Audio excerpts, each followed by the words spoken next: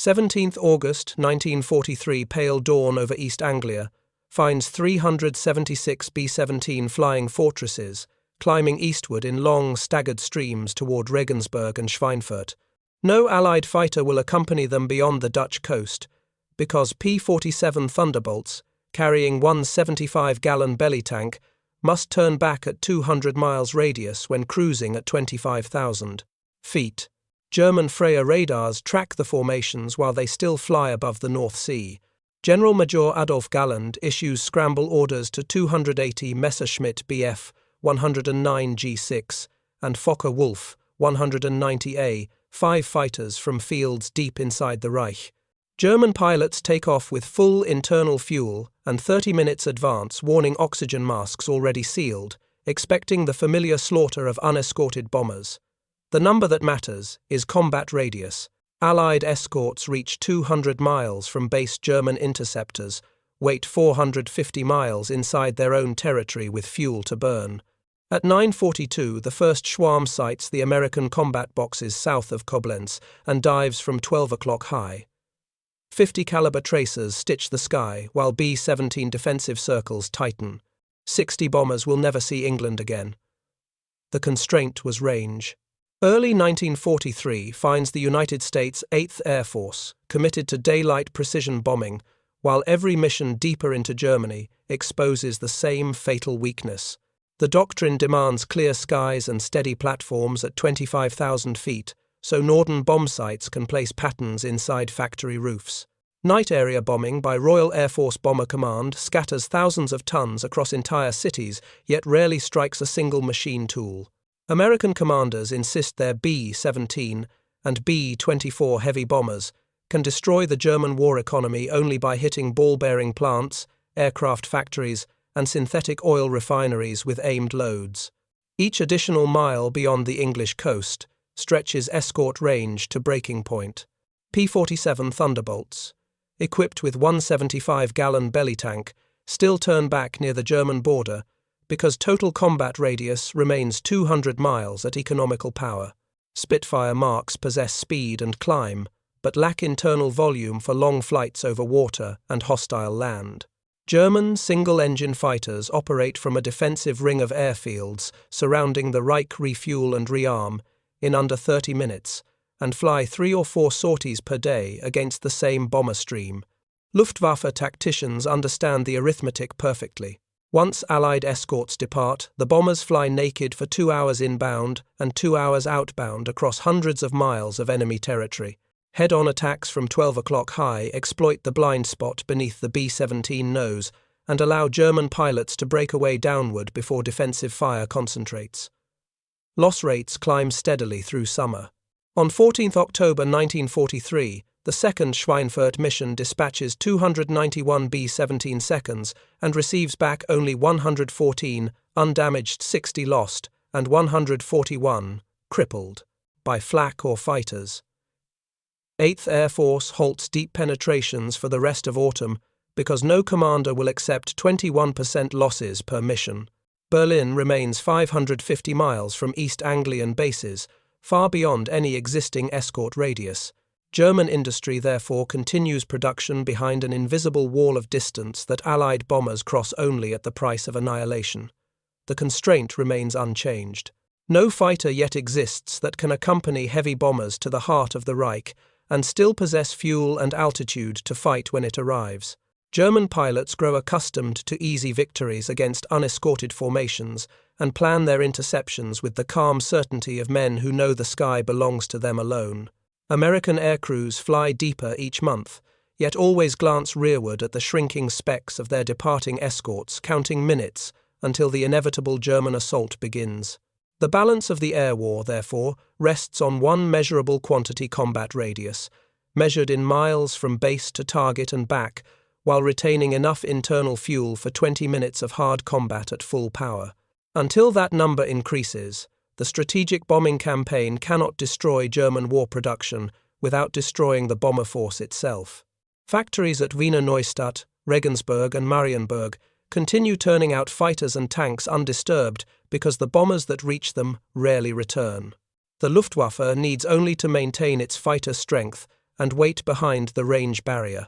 American planners search for any solution that will carry 6 machine guns and enough fuel 700 miles from England and still outclimb and outturn a Bf-109 above 30,000 feet. None exists in operational squadrons during 1943. The war in the air therefore pauses at the edge of decisive reach. November 1943 delivers the first decisive fracture in the range barrier. North American aviation rolls out the P-51 Mustang, powered by the Packard-built Rolls-Royce Merlin 61 engine, a combination that changes every equation the Luftwaffe has trusted. The laminar flow wing already reduces drag, but the Merlin transforms specific fuel consumption from 220 gallons per hour in the earlier Allison versions to 160 gallons at 65% power. Above 25,000 feet, 2 110-gallon drop tanks hung beneath the wings add 220 gallons of external fuel that can be jettisoned instantly when combat begins. Internal fuel remains 184 gallons, yet total range now stretches 1,650 miles at economical cruise. Combat radius, with 20 minutes of military power, reserved climbs to 585 miles from base sufficient to reach Berlin, and still possess 30 minutes loiter time over the city at 28,000 feet. The first units arrive in England during November. The 354th Fighter Group at Boxted receives 38 P-51Bs and declares operational status within weeks. The 357th at Leiston follows in January 1944. Then the 4th Fighter Group converts from P-47 seconds in February. Pilots discover they can escort bombers 700 miles outbound drop tanks over the target and fight German interceptors with 650 caliber guns and full internal fuel remaining. The cold metric repeats across every briefing room. 160 gallons per hour at 65% power with drop tanks allows escort to targets previously unreachable. German radar controllers notice the change almost immediately. New blips appear beside the bomber streams, far beyond the old turn-back line near Aachen. Freya and Würzburg sets track American fighters circling above Berlin itself, while B-17 formations maintain course undisturbed. The constraint that ruled the air war for 18 months vanishes in a single season. Earlier, P-51A, models with Allison engines, reached only 350 miles radius because specific consumption remained too high, and supercharger performance fell off above 20,000 feet. The Merlin two-stage supercharger sustains full power to 28,000 feet and beyond, granting the Mustang altitude superiority over both Bf-109, G6 and FW 190A 8 inches. Clean configuration. Drop tanks solve the volume problem that limited earlier escorts. 110 gallons per wing tank adds range without permanent drag once released. Pilots practice jettison drills until the motion becomes reflex. Tanks fall away. The instant German fighters climb to engage, leaving the Mustang lighter and faster than anything the Jagdwaffe fields. By February 1944, 7 fighter groups fly the type in the 8th Air Force, and 2 more prepare in the 9th. Each squadron can now put 60 aircraft over any target inside Germany, with fuel remaining for prolonged combat. The mathematical wall that protected German industry collapses. Factories at Regensburg, Augsburg, and Leipzig suddenly lie within escorted radius. American planners redraw target folders that gathered dust since October. Berlin enters the reachable list for the first time. German fighter controllers watch their early warning screen fill with American fighter symbols that refuse to turn back at the familiar line. The old certainty evaporates. The number that matters is no longer 200 miles of escort radius. It is 585 miles, with 6 guns and performance to dominate any altitude the bombers fly. The Luftwaffe has built its entire defensive plan around the absence of exactly this capability. Nothing in the German inventory can accompany bombers that far and still fight when it arrives. The P-51B changes the geometry of the air war overnight. 11th January 1944. The sky over Brunswick hangs grey and cold at 26,000 feet, while 520 B-17 seconds and B-24 seconds turn toward Oschersleben, Halberstadt, and Brunswick. itself. For the first time, the bomber crews carry no expectation of solitude beyond the Zuiderzee. The 354th Fighter Group, newly operational on P-51Bs, rides with them all the way. American gunners notice the difference at 11:15, when small silver shapes appear high at 6 o'clock, contrails thin and unwavering. German fighters from Jagdgeschwader 11 and Jagdgeschwader 1 rise in strength 200. 30 machines led by experienced Staffelkapitane, who have grown used to unopposed attacks. Hauptmann Heinz Nock, 90 victories already marked on his rudder, leads 12 for 190 seconds against the rear combat box of the 303rd Bomb Group. He rolls in from 12 o'clock, high closure, 480 miles per hour, cannons armed. At the merge, 4 P-51Bs drop tanks almost simultaneously and turn hard into the German formation. Nock sees the silver bellies flash beneath him and brakes left throttle slammed forward. His wingman never completes the turn. 50 caliber strikes tear the fuselage open just aft of the cockpit, and the Focke-Wulf falls away trailing burning fuel. Nock transmits the warning too late. The Mustangs climb back above the bombers in wide weaving patterns that no Bf-109 can follow at that altitude without bleeding speed. American gunners hold fire, uncertain whether the new fighters are friend or foe, until the German formations disintegrate downward in smoking fragments. Oberleutnant Gerhard Barkhorn, leading a swarm of Bf-109 seconds from Jagdgeschwader 52 on temporary western detachment, watches his number 3 explode before the first radio call finishes. He rolls inverted and dives for cloud cover at 15,000 feet, heart hammering against the restraints. The American fighters do not pursue into the cloud. They simply resume station above the bombers as if nothing occurred. For the first time, German formation leaders order disengagement, while the bombers still fly inbound. The interceptors scatter toward home bases with empty ammunition belts and half their number gone. In the B-17 seconds, men begin to breathe again.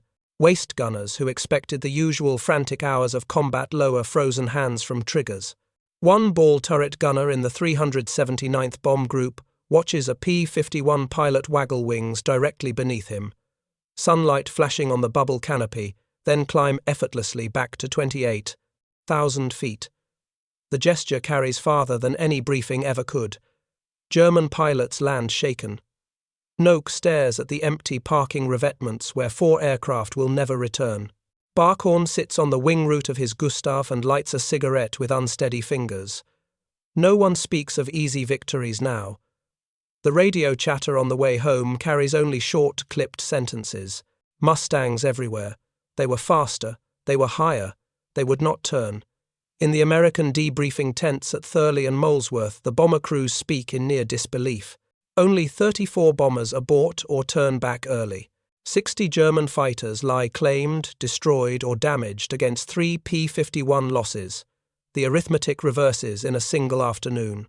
Men who flew the October Schweinfurt missions and watched whole squadrons vanish now complete the round trip with most ships intact. The sky no longer empties behind them at the German border.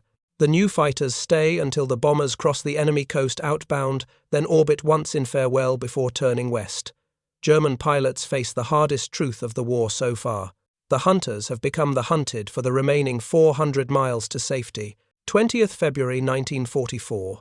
Dawns clear and hard over eastern England, while 1,012 heavy bombers of the 8th Air Force lift in the greatest concentrated effort yet attempted. 7 fighter groups now fly P-51Bs and early P-51Cs, 584 Mustangs in total, escorting every mile from takeoff to target and back. The cold metric repeats across every briefing chart.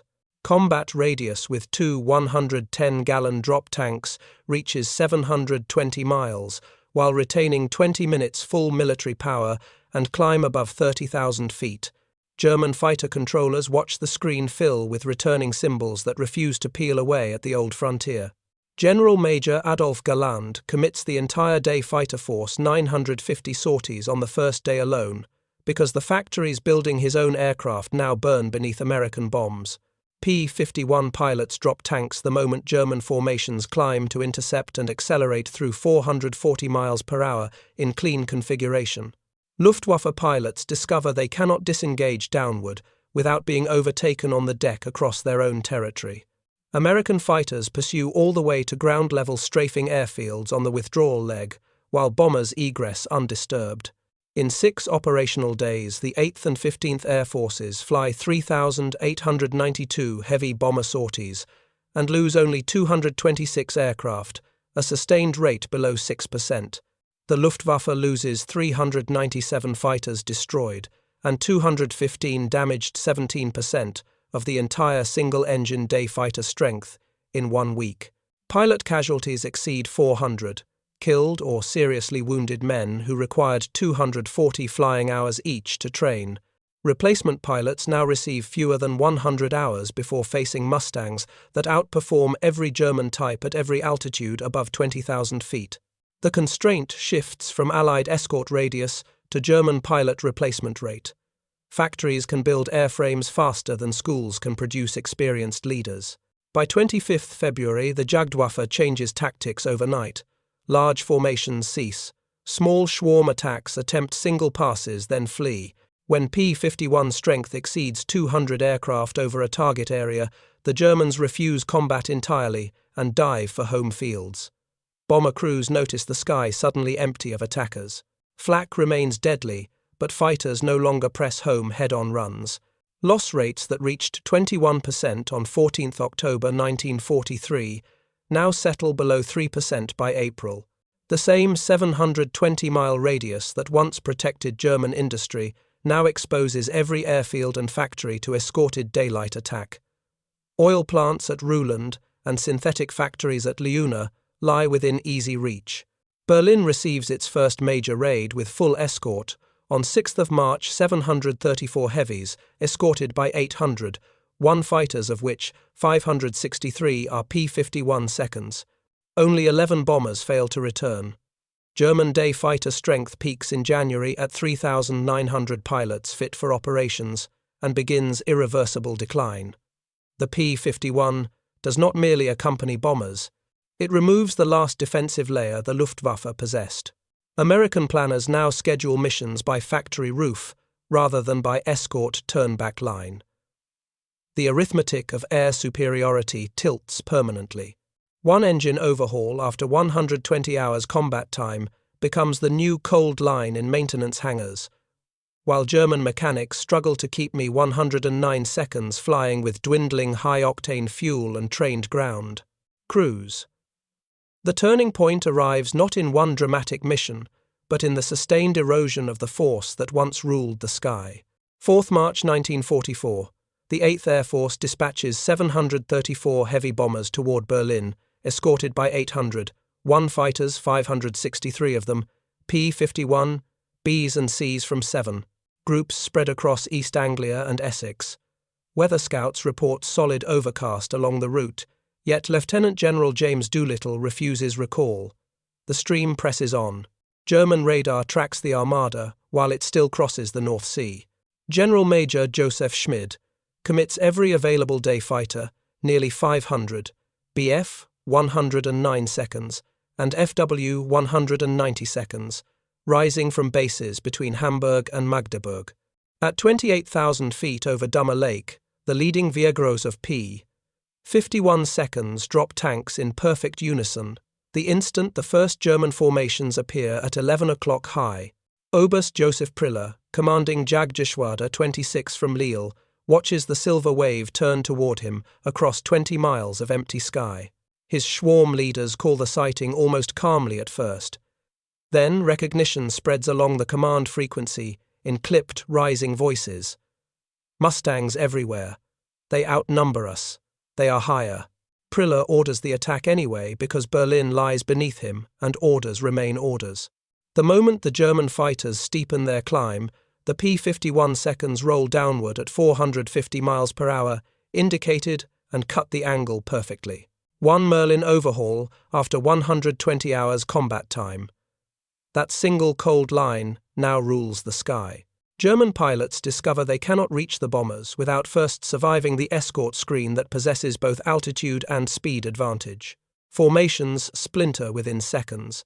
Some Staffeln break, left some right. Some dive straight for cloud at 15,000 feet. P-51 pilots follow every break, 50 caliber tracers reaching out across 2,000 yards. 41 German fighters fall in the first 10 minutes of contact. The bomber stream flies on, undisturbed. Over the city itself, flak bursts black and regular, but no Luftwaffe fighter presses through the escort umbrella. American pilots circle the German capital for 45 minutes, while the lead bombardiers toggle through 10/10ths cloud on radar bearings. Recall messages finally reach most groups short of the target, yet the point has already been made. Berlin is no longer sanctuary. 11 bombers fail to return from the entire force. German controllers watch American fighters orbit the city center and will then turn west, still with fuel remaining. In the readiness rooms at bases, from Jever to Wiesbaden, pilots sit silent around scattered maps. No one speaks of invincibility now. The myth collapses in one afternoon because the constraint that protected the capital for 4 years, 550 miles of unescorted airspace, no longer exists.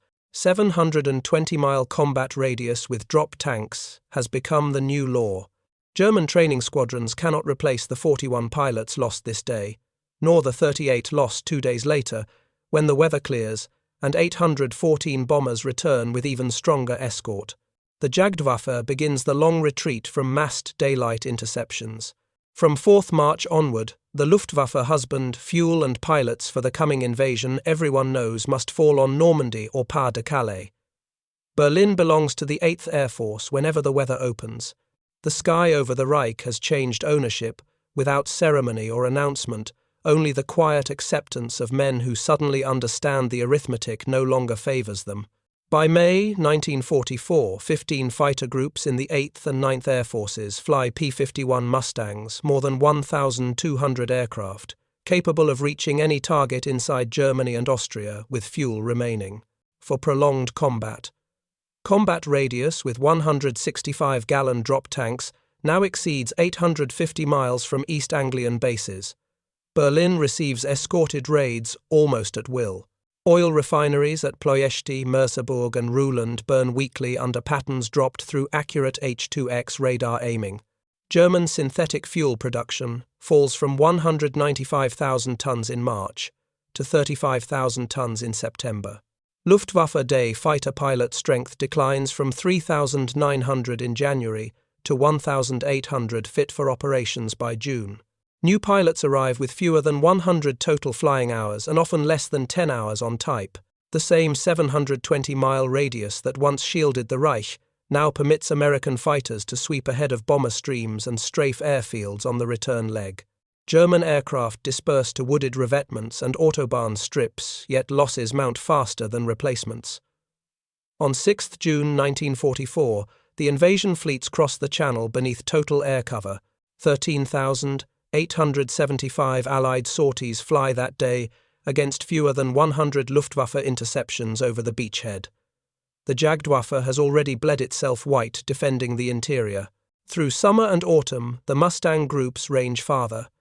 Escort missions to Munich, Vienna and Budapest become routine. Bomber loss rates settle below 1% on most deep penetrations. German cities lose roof cover faster than flak batteries can be rebuilt. In January 1945, the 8th Air Force dispatches 2,895 heavy bombers on a single day to Berlin, escorted by 960 P-51 seconds. Only 4 bombers fail to return. The Luftwaffe mounts no coordinated defense. By April, the day fighter arm exists in name only. Fuel starvation grounds entire Geschwader. Pilots who once hunted unescorted B-17 seconds now hide in forests or surrender at the first sight of silver wings with invasion stripes. The P-51 does not win the European war alone, yet it removes the final obstacle to sustained strategic bombing. German war production peaks in July 1944 and collapses thereafter under accurate daylight attack it can no longer prevent. The Merlin engine that required overhaul after 120 hours of combat time in 1944 still powers the aircraft that escorts the last raids over Berchtesgaden in May 1945. When the ceasefire comes on 8 May, the United States Army Air Forces have flown more than 1,800,000 fighter sorties over Europe, the vast majority in P-51 Mustangs, German pilots who survived the winter testify in captivity that the appearance of the long-range American fighter marked the moment they understood the air war was lost. The sky over the Reich, once the exclusive hunting ground of the Luftwaffe, belongs irrevocably to the Allies from the day the Mustangs first reached Berlin until the final surrender. The constraint that ruled the daylight campaign for 2 years' insufficient escort radius has become the instrument of victory.